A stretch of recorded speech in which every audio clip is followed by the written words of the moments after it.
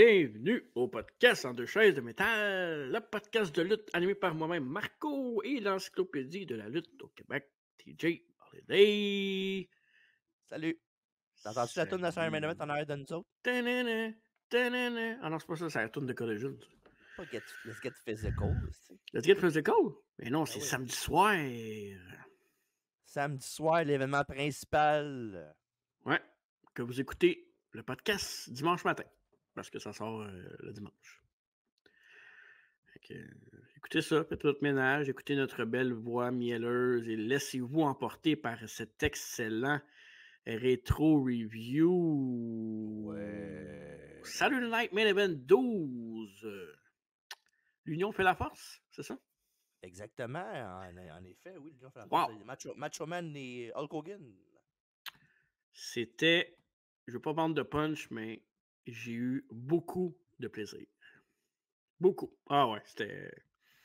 C'était un bon show, c'est du feel good Ah. TV à regarder. Ouais. J'aurais regardé ça dans une petite douillette, là, mais je faisais d'autres choses en même temps. Je faisais d'autres choses en même temps. Je mangeais, ça. Ah, ok. Ouais. Ouais. Là, je te Classique. reconnais. Ouais, c'est moi, c'est bien moi, ça. Fait que c'est Ah, ça. mais sans plus tarder, Oui. on perd pas de temps, mesdames, messieurs. Non. Avant de commencer le rétro review qu'on fait aujourd'hui, je vous donne l'histoire qui est sur la Main Event 12. Je viens de faire une longue phrase sans prendre de pause, désolé. Exact. On va faire le segment que Hein? vous adorez tous, Ah. mesdames et messieurs. Le segment qu'on appelle Dans la vraie vie. Oh. Oh, la petite toune qui joue en arrière comme à l'accoutumée. Et c'est le segment où je vais deviner à Marco et à vous, chers auditeurs, ce qu'il y avait dans la culture populaire alentour de l'événement qu'on review aujourd'hui. Alors, es-tu prêt? Oui, quelle année? Ben, 1989, c'était, pour être plus précis, le 3 octobre. J'avais 2 ans. Ben, bravo, c'est pas bonne réponse, par exemple. Là. Ok, parfait. J'attendais la suite. En Amérique du Nord. Ouf, en 89, ça doit être Diana Ross. Non? C'est pas loin, mais c'est pas ça. Ok, c'est quoi? Whitney Houston? C'est Didn't We Almost Had It All de Whitney Houston. Pour vrai? Ouais. Ah, tu vois? Je l'avais. Ouais. C'est ça le numéro 1 au Québec. 89, ça doit être... Notre Whitney Houston à nous aussi. Ah, Boule Noire? Non, c'est pas vrai. C'est pas, Ok. pas dans le sens. En tout cas. C'est une femme, donc. Oui. Diane Dufresne. Et non, la chanson numéro 1 au Québec, c'était Doux de Marjo. Ah, c'était mon deuxième choix, pour vrai. Ouais. Que c'est doux. Que c'est tout à Lupa. Ah non, c'est une autre chanteuse. Non. Ça, c'est pas la fille bizarre là, qui chante drôle, là, qu'on rit tout le temps quand la tonne elle joue. Là. Oui, c'est elle. La tonne à ta fille, là, ouais, c'est ça. Ouais. Bref, fait numéro 1 au box-office. Ouf. Quel genre?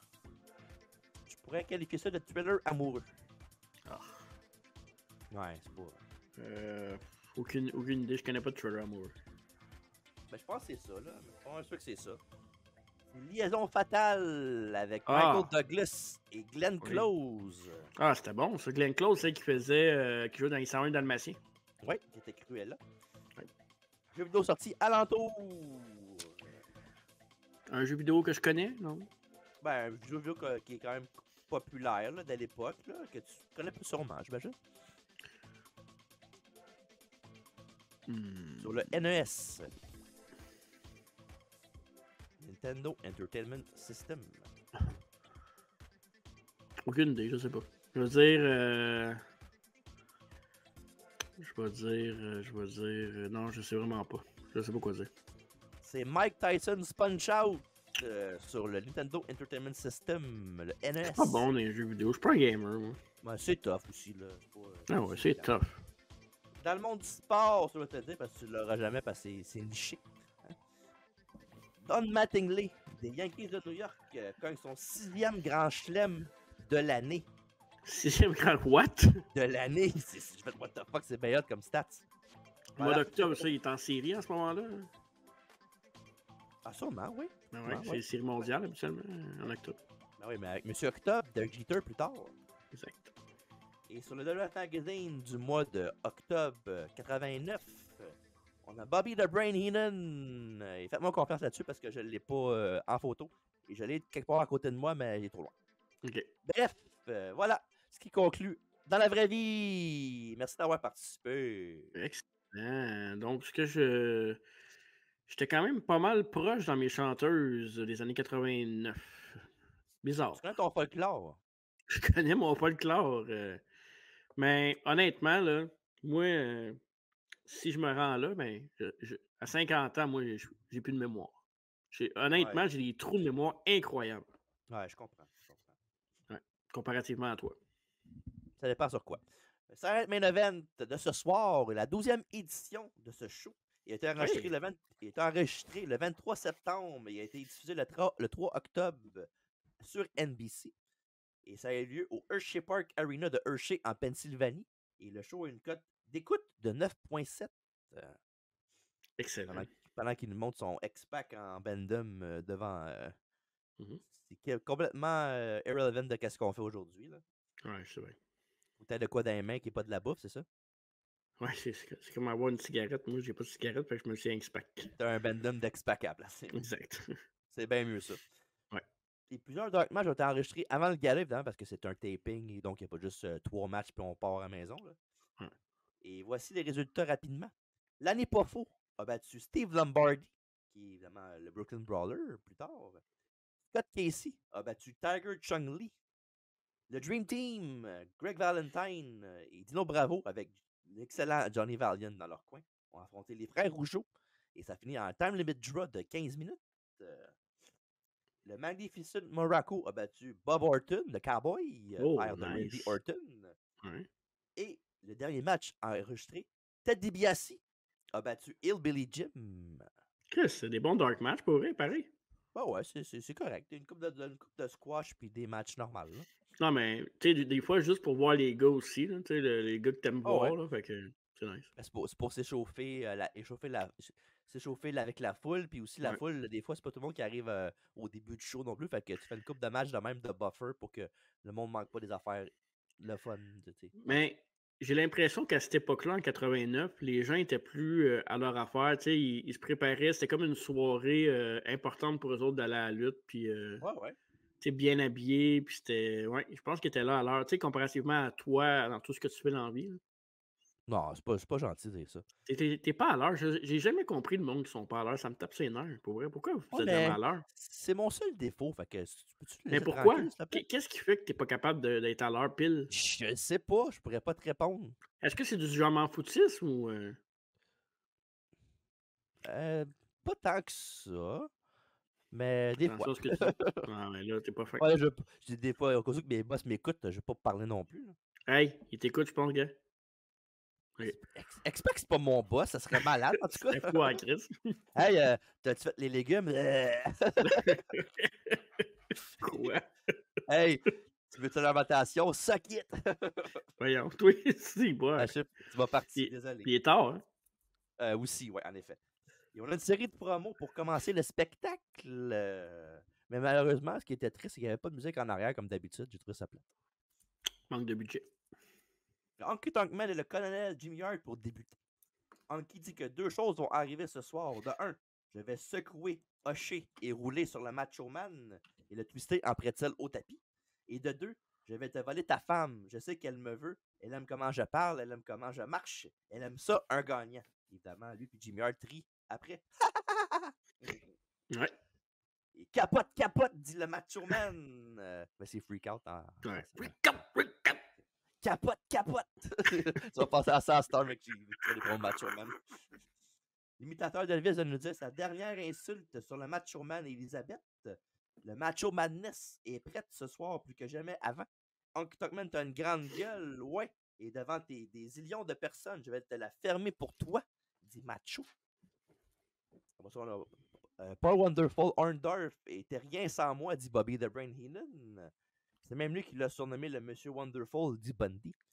Et Monsieur Blunderful maintenant rajoute Heenan. Ce soir, il va y avoir plus qu'un nouveau nom gracieuseté du plus gros membre de la famille Heenan, King Kong Bundy. Oh yes. Et ça, c'est Sika, le Samoan fou, comme tous les hommes de M. Fuji, c'est un sauvage qui va manger n'importe quoi. Et ce soir, il va dévorer Hulk Hogan. Mange, mange, mange. Pendant ce temps-là, ben, l'autre, il y a comme un Sika qui est le père de Roman Reigns. Il y a comme genre un genre de poulet, un toutou qui est un poulet, genre, puis il mordait la tête, puis c'est weird. Bref. Et Hogan, tu peux manger tous les poulets, les coups de poulet que tu veux, mais Sika, mais tu pourras pas prendre une bouchée de mes pitons de 24 pouces, dit le Hulkster. Ce soir, le chasseur devient de chasser quand tu vas traverser la grande division territoriale dans ma jungle. Et what you gonna do, brother? En pleine confiance, ça, Hulk. Ah, les promos d'Hogan sont écœurants. Ouais. Et après l'intro, on a les commentateurs de la soirée qui sont Vince McMahon et Bobby the Brain Heenan. Et Vince dit que toutes les ceintures, les 3 ceintures sont en jeu ce soir. Et dans... Quoi que c'est? J'ai fait un drôle de bruit avec ma bouche. Ah, ok, bon. C'était pas voulu, puis je pensais que tu l'avais entendu. Mais c'est correct. Je m'excuse. Non, j'arrête de parler. C'est dans mon aide d'aller. Il demande à Bobby c'est que les 3 combats de championnat en commun. Il dit là, c'est quoi, tu vas me le dire, toi, grand gueule, là, c'est quoi? Ben oui, il n'y a aucun membre de la famille Nun qui est là-dedans. Puis l'autre, il est fâché parce qu'il est réduit. Ouais. C'est pas fin, ça. Il dit, mais c'est pas grave, il y a une surprise pour les humanoïdes qui regardent le show tantôt. Ça va être une belle surprise qu'il a bien hâte de vous montrer. Interview time avec Michino Cullen, Jimmy Hart et le Honky Tonk Man. Et Jim dit qu'il est curieux à savoir pourquoi le champion IC veut rentrer en premier de tout. Ouais, pourquoi? Ben, laisse-moi continuer, je vais te le dire. Ok. Honky dit que tous ses fans qui se sont déplacés pour voir et encourager un vrai entertainer et un vrai champion comme lui méritent qu'il arrive plus vite pour les remercier un à un d'être là pour le voir. Et Jimmy Hart dit qu'il n'est pas inquiet et qu'il est le seul à WWF à gérer des champions, ce qui est vrai, évidemment, avec la Hart Foundation qu'on va voir plus tard dans le show aussi. Honky dit qu'il est cool, cocky et bad et qu'il va lui voler sa femme parce qu'il sait qu'elle aime la façon qu'il marche. Ah ouais, viens-t'en donc, Jimmy. Puis, c'est le fun parce que Honky Tonk Man, il y avait une entrée spéciale pour ce combat-là, mon cher TJ. Il y a quelqu'un qui chantait sa tune. De quoi tu jases? On a un extrait. Since Rug's baby left him, you found a new place to dwell. When it's down at the end of Jabroni Drive at SmackDown Hotel, bababou. OK. Oh. C'est même pas ça. Ben, c'était pas Elvis, non, c'est ça? Ah ouais, mais c'est The Rock qui imite Elvis, pas Honky Tonk Man, ça là. Oh, wow. TJ qui fait Elvis. C'est du pur bonbon. Je faisais pas Elvis, je faisais The Rock, c'est toi qui mets la tune d'Elvis par-dessus. Ben, Honky Tonk Man, Elvis. Je trouvais que c'était le moment de le mettre. Ok, t'as le droit. Interview time avec Mitchell Cullen, Elizabeth et Randy Machoman Savage. Oh, ça c'est une promo. Suivez bien, ok? Oh oui. Macho dit qu'il a été dans le cyclone et dans la zone du danger. Yeah! Et I've been in the danger zone. Ça, c'est un soundbite que vous allez reconnaître si vous regardez beaucoup de vieux Botchamania qui était dans l'intro. Quand il dit I'm in the danger zone, ben c'est ça qui prend ce bout de ce segment-là dedans. OK. Si vous l'écoutez et vous voyez que c'est ça, ben venez me le dire. Il dit j'étais dans la danger zone à l'est de l'océan Pacifique, à l'ouest de Longue-Angleterre, au sud de Mars et au nord de l'enfer. Yeah! Il dit qu'il a écouté beaucoup de musique, de la musique apaisante du vrai Elvis Presley. Pas l'imitation du magasin Une Pièce, qui sait pas c'est quoi la différence entre un string de guitare et un G-string. Le BJ trouve ça bien drôle. Puis il dit il n'y a rien de drôle là-dedans, Macho Man. C'est déjà dans la zone du danger. Il pense seulement à la gloire de la victoire. Elisabeth, on s'en va dans la zone du danger maintenant. Le temps est maintenant, Mean Gene. Danger Zone! Et ouais. Match numéro 1. Le Honky Tonk Man avec Jimmy Hart dans son coin contre Macho Man Randy Savage avec Elisabeth dans son coin aussi pour le championnat intercontinental qui est en jeu. Le titre détenu par Honky Tonk Man qui était dans son... en plein son ring, là, son règne. Son règne. Règne légendaire. Oui. Qui a été battu en 90. Ouais. Oui. 11 ou 10? 10, ouais. Ben, qui était battu par Gunter. C'était pas dire ça à la place. Non, mais je pense qu'il a perdu son titre en 90, c'est ça que je voulais dire. Contre Warrior. Non, SummerSlam. 90? Ou 91? SummerSlam 89, je pense. Sûr? Je sais plus. Ok, je vais regarder. Continue, je vais regarder. Ah, ben attends. Est-ce que- Anki Tuckman est champion depuis juin. Il a beaucoup de succès, mais Macho a la foule derrière lui. Est-ce que Tonight is the Night? Non. Mais là, tu me mélanges tout, là, parce que là, Ah, vas-y, continue, je vais faire ce que je vais aller checker le complément d'information. j'ai dit 89, c'est 88. Dans le fond, c'est peut-être ça aussi. Le show? Ah, c'est 88, c'est ça. C'est pas la même Ben, chose. c'est ça, là, c'est pour ça. Ouais. Mais de toute façon, en 89, à SummerSlam, Warrior, c'était contre Recruit. C'est ça, le titre intercontinental, donc de Warrior. Fait qu'il a gagné l'année d'avant à SummerSlam. Ouais, 88. 89, il a gagné à SummerSlam contre. En 89, non. En tout cas. Regarde, on a fait un podcast à l'heure, il est tard, là, fait que regarde, c'est peut-être ça aussi. C'est pas. Et Savage a l'avantage pour débuter, ce qui force la bouche du Sud à faire un move sur Elizabeth. Et quand Randy va en bas, Anki Tuckman l'attaque de dos avec un manche double H. Par contre, Macho reprend le contrôle avec des punches que Anki vend comme un chef. Et Savage manque une descente du genou et Anki a enfin une attaque soutenue sur le Challenger pour son titre. Mhm. Anki, après ça, fait l'erreur de faire des petites tépettes sur devant Elizabeth, ce qui amène Macho Man à être sauvage sur le champion. Sauvage, hein? Savage, hein? Ça va ensemble, hein? C'est SummerSlam 88, Warrior contre Anki Tuckman. Donc, SummerSlam de cette année-là. Fait que c'est en 88, ce show-là, et non en 89. Ça se peut. Je me C'est pas suis grave, pas c'est correct. parce que, Hey, t'as le droit à l'erreur, toi aussi. T'as le droit. ben, Hey, je me suis rappelé de Todd Grisham tantôt, fait que je peux avoir un break, s'il vous plaît? prends le droit. Parfait. Macho Man, le champion au sol pour des tombées, mais à 3 reprises, Jimmy Hart empêche le 3 de se faire. Ouais. Puis éventuellement. Ouais, vas-y. Ben, j'allais dire, Jimmy Hart, là, dans ce combat-là, là, il est exceptionnel comme manager. Là. Ces Genre, bombes sont écœurants. Ouais, c'est bon, mais j'adore son implication. Tu vois qu'il fait. Il donnerait sa vie pour sauver le règne de Donkey Talkman. C'est une affaire que j'ai vraiment beaucoup à regarder et apprécier de ce combat-là. C'est le travail de Jimmy Hart était impeccable. Jimmy Hart, tous ces poulains qui pognent, ils aiment tout au bout, genre, pis ils disent c'est les meilleurs, c'est le meilleur, il va Ouais. gagner. Ouais, fait que voilà. Et éventuellement, Macho Man se tanne et attrape Jimmy par le collet. Il pogne par le chignon.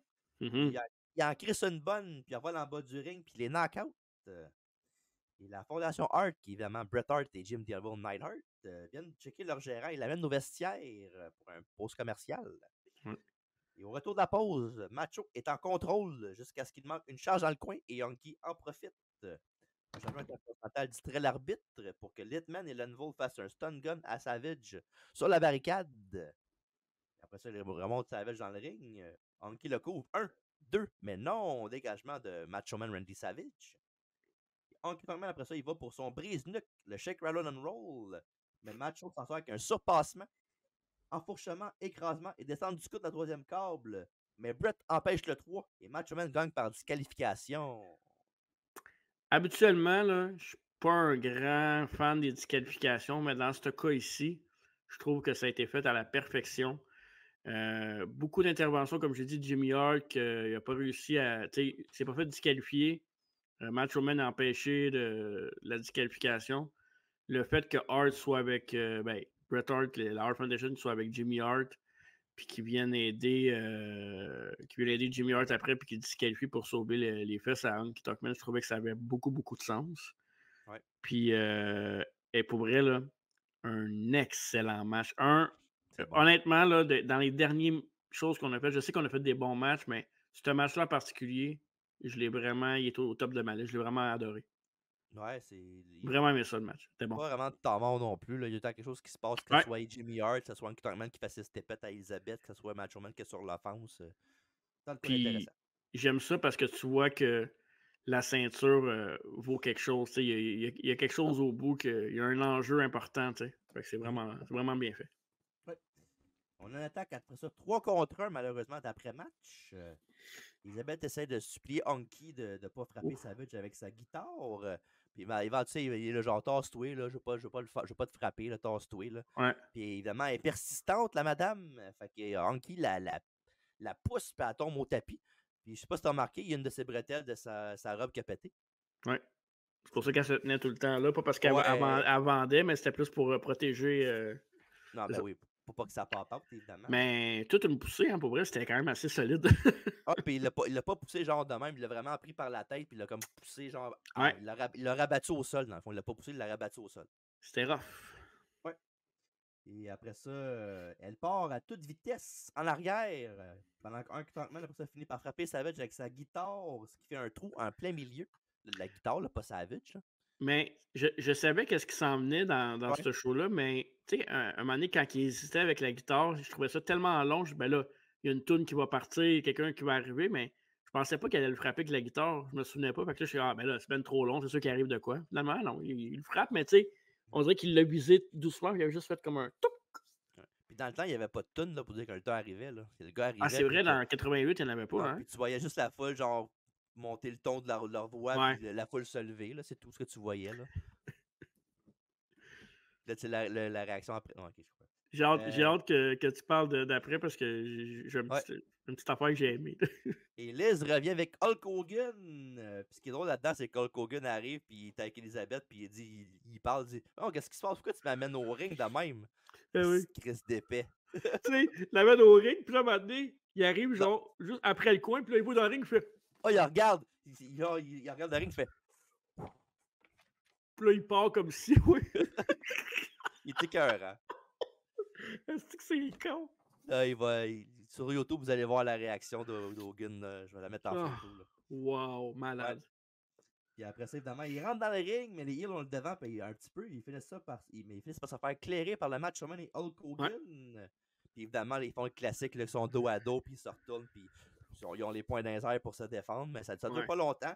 Là, Matt Roman fait juste faire « OK, c'est correct ». Il a fait une poignée de main, puis Hogan n'est pas trop sur une couple de secondes.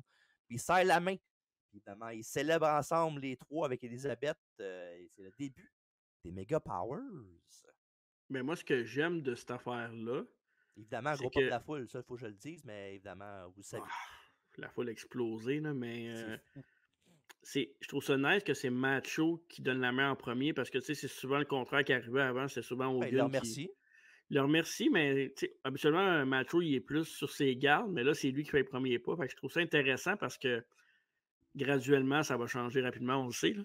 Mais j'ai aimé aussi, affaire très technique, l'angle de caméra quand les deux se sont touchés le dos, là, je trouvais que ça donnait un genre une explosion qui fait comme oh wow, il s'est passé quelque chose de vraiment gros, ils vont se frapper, mais là, on sont ensemble.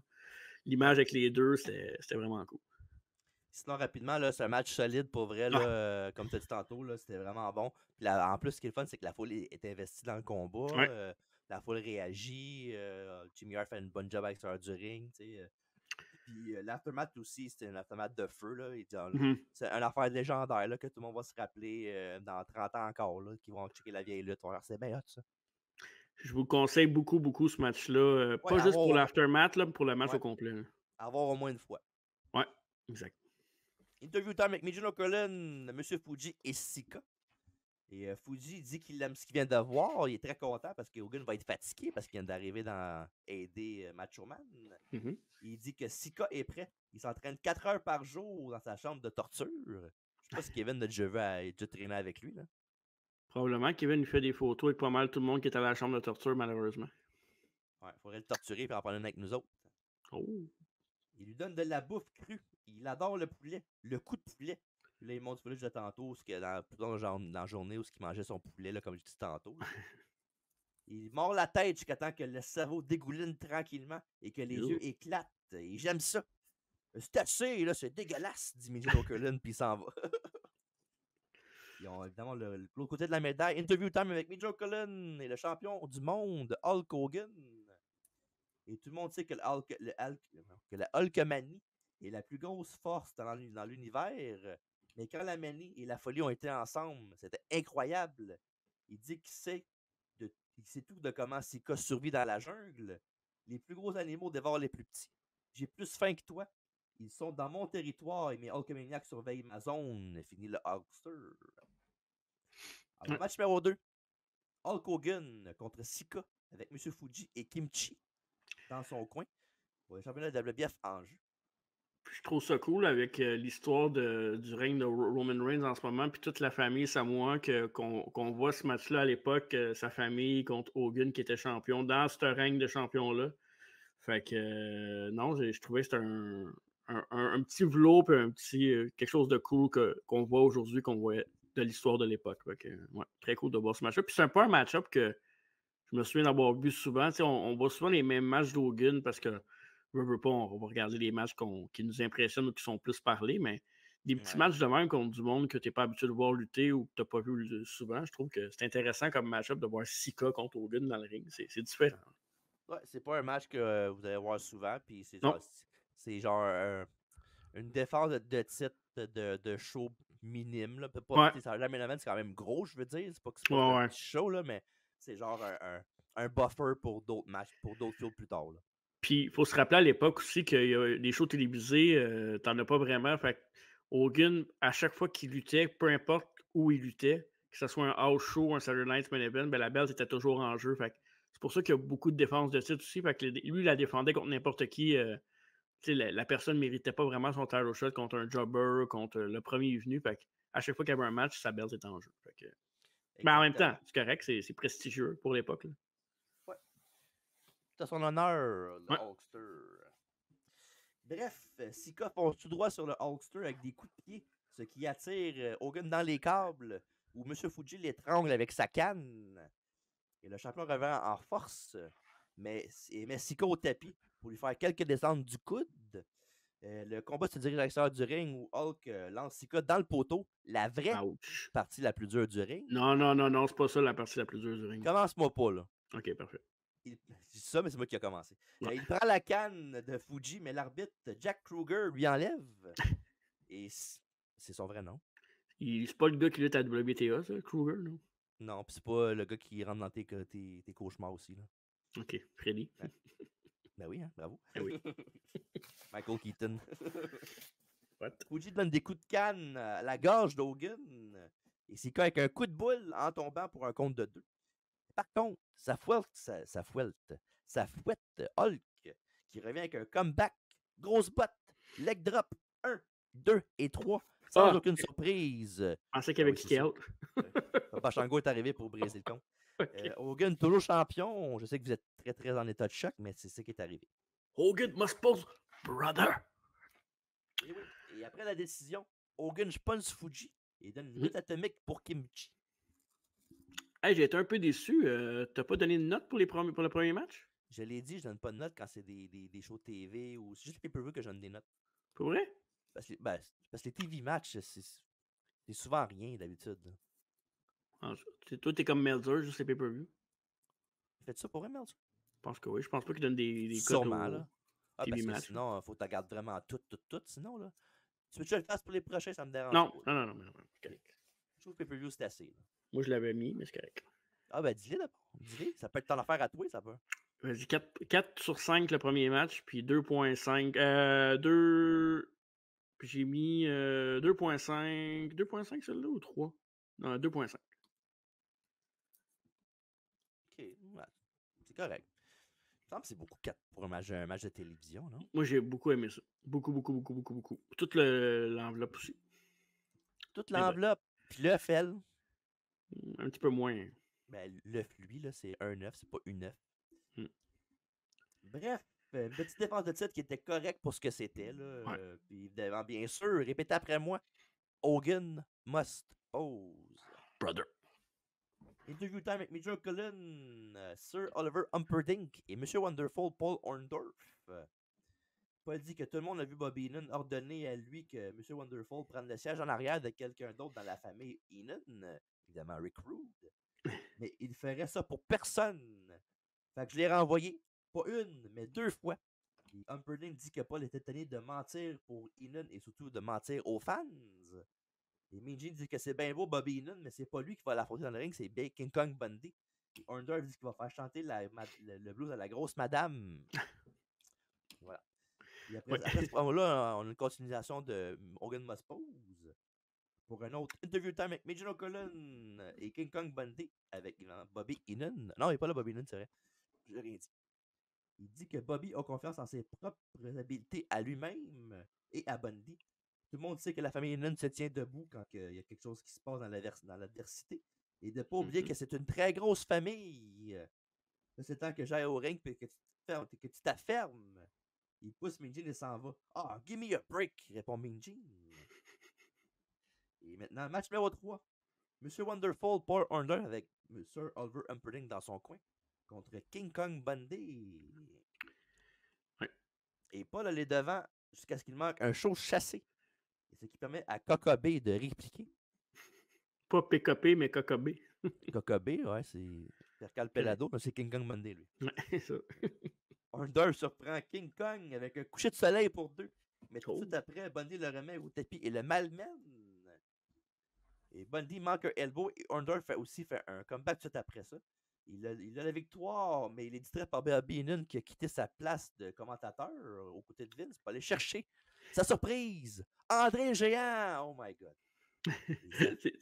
Dans mes notes, j'ai marqué ça serait hot qu'on fasse ça à GPW à un moment donné, du storyline avec le commentateur qui va chercher.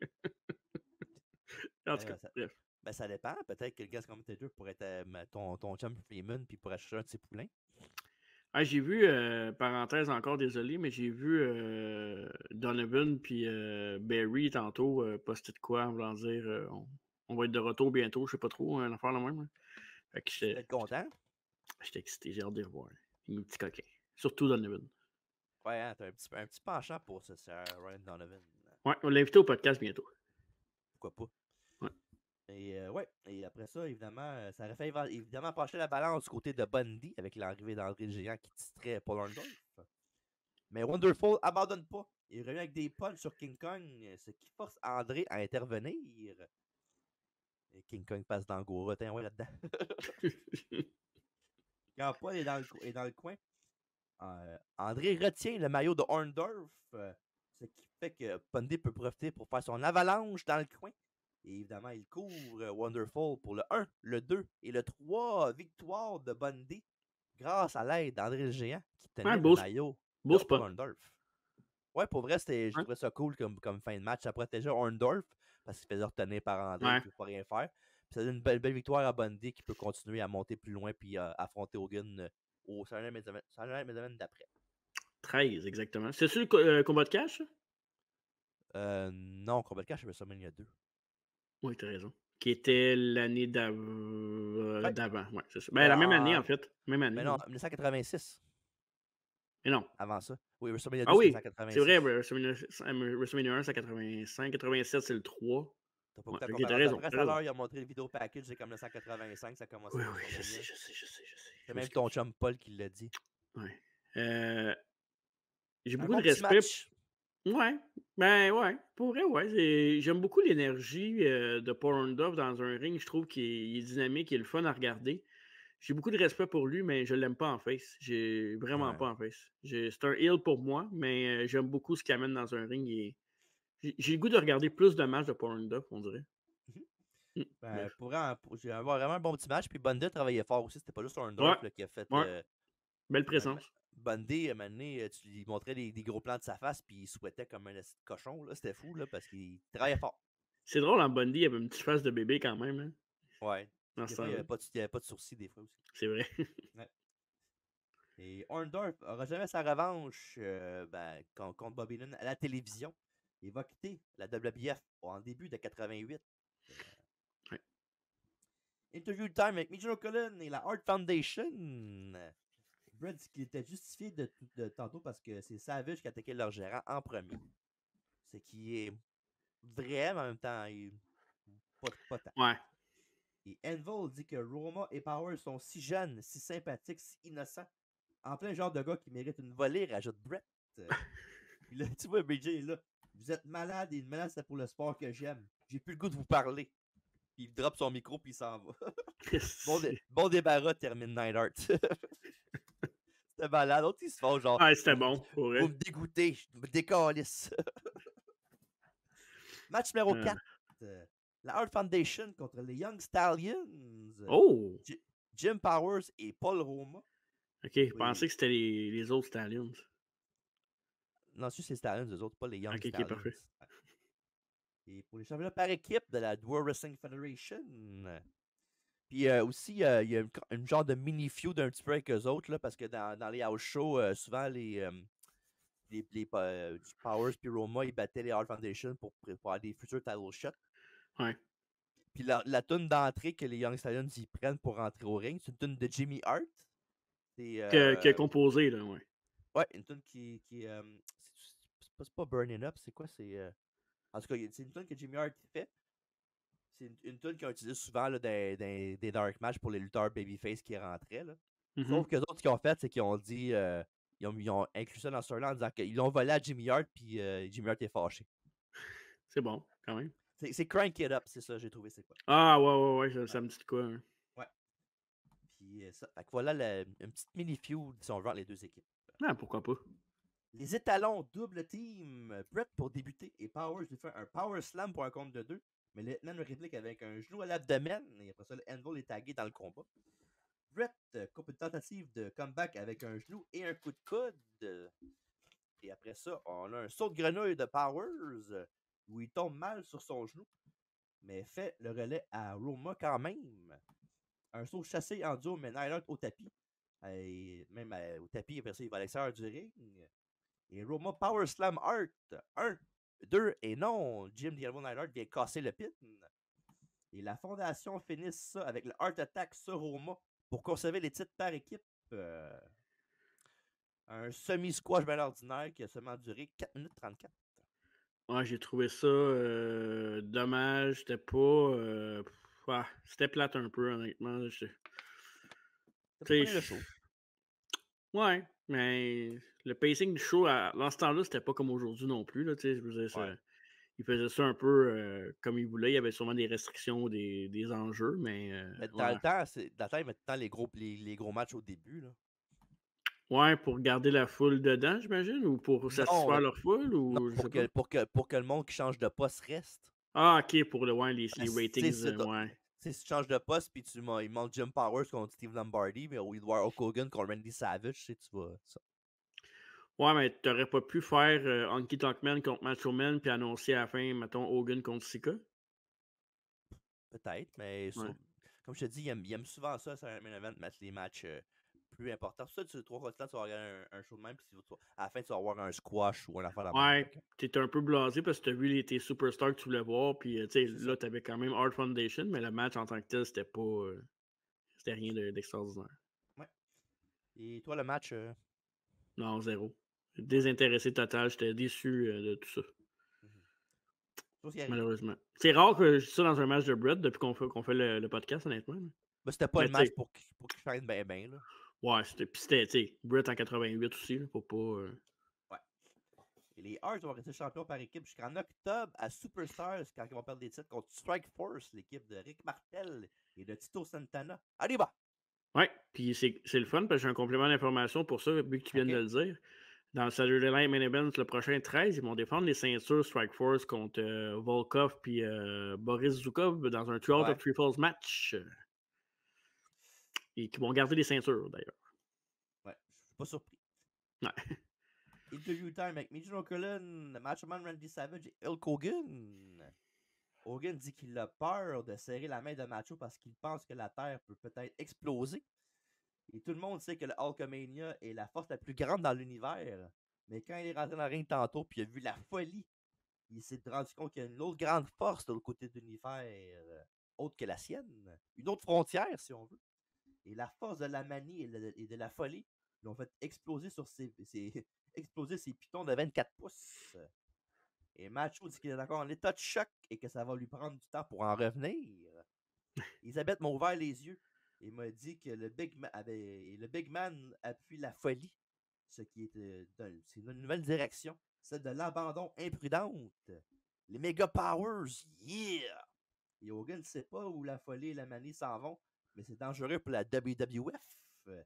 Évidemment, après ça, ils font la grosse poignée de main vous connaissez, que vous avez déjà vu plein de fois, j'imagine. Ouais. une poignée de main qui va passer à l'histoire et une promo iconique. Vraiment, vraiment. Il y a un show iconique dans l'histoire. C'est pas Ben, terminé. ça fait non, c'est pas terminé. Il reste de quoi de bien drôle qui s'en vient. Oh que oui, puis ça m'a fait popper. Ah, c'est malade, c'est bon. Ouais. C'est bon cheesy, mais c'est bon. Ouais. Première mondiale du vidéoclip Pile Driver de Coco Beware. Ça, c'est c'est malade. Si vous voulez une idée du vidéoclip, ben, c'est genre les buteurs, dans le fond, les babyface de bière qui travaillent dans la construction. Ouais. Puis ils font plein de trucs, de pranks, si on veut, à leur contremaître, qui est joué par Arnold Scotland, un des managers de l'époque, là, qui était avec Bob Backlund dans son ring de champion, entre autres. Puis aussi là-dedans, il y a des scènes là-dedans qui sont assis à l'heure du lunch en train de manger. Puis il y a des femmes qui passent devant eux autres, puis ils font toutes des faces genre ouh. Les gars de la construction, ça n'a pas vraiment changé. Ouais. Puis à la fin, là-dedans, il y en a qui sont drôles, là, comme c'est pas, c'est pas vulgaire. Il y en a un moment donné qui mange sa pomme, puis il l'échappe. Ça fait la même. C'est cute. Ouais. C'est pas comme s'il arrivait, puis. Ah non, c'est ça, non. Exact. Ouais. Fait que c'est drôle. Je trouve ça cool comme vidéoclip. Ouais. Maintenant, ce que je trouve vraiment drôle, c'est que la tune, c'est Pile Driver.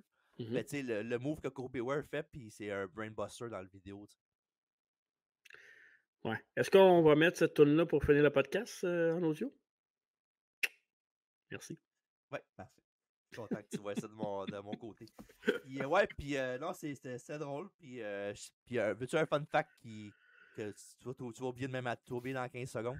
Ben, on a sûrement déjà parlé quand on a parlé des musiques, non? Ben, c'est dans le vidéoclip.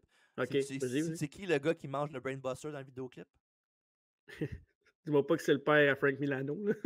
Non, ça a été malade, par exemple. Alors, c'est notre chum Barry Horowitz. Oh, yes! Ouais, c'est lui qui mange le brainbuster dans le vidéoclip. Alors, ben, voilà.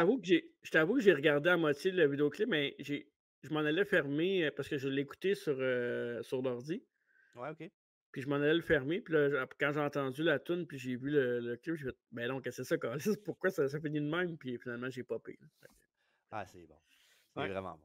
C'était vraiment nice. Et après ça, on a Vince et Bobby qui reviennent avec une avant-dernière intervention. Et Vince nous souhaite la bonne nuit. Et le générique s'ensuit. Et pour vrai, c'est un bon show. Ouais, d'une heure et 6 minutes qui a passé super vite. Avec un moment iconique dedans en plus. Fait que je vous suggère fortement pour vrai d'aller le regarder au moins une fois. Ouais, puis tu sais, le premier match est écœurant, le aftermatch est écœurant. Hogan Sika, ça se regarde très bien aussi, puis c'est toujours le fun. Puis même Bundy Orndorff. C'était bon, j'aimais ça, Bundy contre Orndorff, j'aimais ça, moi. Puis tu sais, c'est ça, Hard Foundation, puis là, ben, c'était pas vraiment un match, c'était plus. C'était correct. Mais tu sais, pour ce que c'est vraiment bon, là, honnêtement. Ouais. Puis, allez voir si vous l'avez pas vu. Ouais, ben ce qui est le fun en plus, c'est que c'est le début des Mega Powers, puis dans notre WrestleMania season, ben, tu sais, ça a un peu. Début, on va faire la fin. c'est ça, fait que c'est le fun, ça va se suivre, fait qu'on va parler d'un sujet qu'on va compléter avec le mois prochain. Exactement. Et là, mon cher TJ. C'est quoi cette histoire-là? On n'a même pas fait 45 minutes encore. C'est parfait, ça. Hey, 2 podcasts de même. Non, mais c'était. Le pire, c'est qu'à soir, c'est parfait pour vrai parce que c'est ça. Il n'y a pas de longueur, c'est parfait. Moi, demain, je travaille à Battle War, puis toi, t'es pas là. Non, je vais me reposer, je vais travailler sur le podcast autrement, OK? Fait que fais pas comme si je faisais rien. Là. Parfait, tu fais rien ici. Mais oubliez pas, évidemment, mardi, à travers la table. Et là, on ne vous dit pas les invités, parce que c'est dans 2 semaines. Mais j'ai une petite idée. Fait que, oui, à travers la table, sur 20h30 sur Twitch, Facebook et YouTube, on va avoir un collaborateur, on va avoir un invité et probablement un quiz aussi. On va faire un quiz. Dans celui-là. Donc, à suivre. Et notre prochain podcast dimanche prochain, c'est la biographie de Marc Mero et Sable. Une biographie que j'avais très, très, très hâte de faire. Donc, le Mercuriel Marc Mero. La biographie du mois de mars. De février, excusez, février. Un petit thème Saint-Valentin cette année, hein, pour le mois de février. Une bio d'un couple, on a fait les mariages. C'est vrai, on sent. Ça, Elisabeth, il y a quelque chose qui est dans le show, il y a quelque chose d'important. Il y a juste le Rubble que ça n'a pas rapport, c'est pour le football. Là, mais... Ouais, non, mais puis en plus, on n'a pas fait exprès. On n'a pas dit on se fait une thématique Saint-Valentin, ça a donné le même. Ben, tu dis Non. ça, mais j'ai pensé un peu en faisant en faisant les propositions des affaires qu'on faisait. Ah, là, ben mais... c'est ça. Toi, tu fallait que tu dises, fallait que tu gâches tout ça en disant que tu y as pensé. Mais c'est correct, c'est pas les thématiques, des fois c'est le fun. Fait que, n'hésitez pas aussi à nous proposer vos suggestions, si jamais, des fois, on... Ben oui, regarde, vient de sortir, Science Main Event, c'est une suggestion qu'on a eue, ça, à un moment donné, je pense que c'est Joël qui avait proposé Joël ça, Couturier qui nous a demandé de faire des Saturday Night Main Event, puis c'est une très bonne idée. va en Celui-là, parler c'est moi qui l'avais choisi. Ouais. Prochain, TJ m'en choisir un, puis... Il est déjà choisi. Ah, c'est toi. TJ, il y a une liste, il y en a pour 4 ans. C'est mon Survivor Series déjà, fait que... T'es-tu sérieux? C'est au mois de novembre. Je sais tout déjà que je vais faire dans l'année, les groupes et les gros shows. Non, on va tout changer ça. Non, c'est mon choix, moi, bon corps, mon choix. Encore mon choix. Hey, on se rendra même pas à 1 heure, ce podcast-là. Wow! Ben, de quoi tu veux parler, non? Non, moi, je n'ai rien parlé. Moi non plus, on finit ça là. Merci beaucoup. Ok, parfait. Ben, Saturday Night Main Event dure 1 heure. Fait que, si le podcast dure plus qu'1 heure, il y a un problème aussi. Non? On rend justice à la longévité du show. On dit ça? On dit ça? Ben, on tout ce qu'on dit, c'est excellent podcast, c'était bien le fun, mais le prochain va être tout aussi intéressant. Ça n'a pas trop lagué, là? Non, t'étais. Depuis que Vidéotron est venu chez vous, on n'a pas le droit de nommer les compagnies. Depuis que la compagnie avec le signe jaune est venue chez vous. Avec un V dessus, là. Ouais.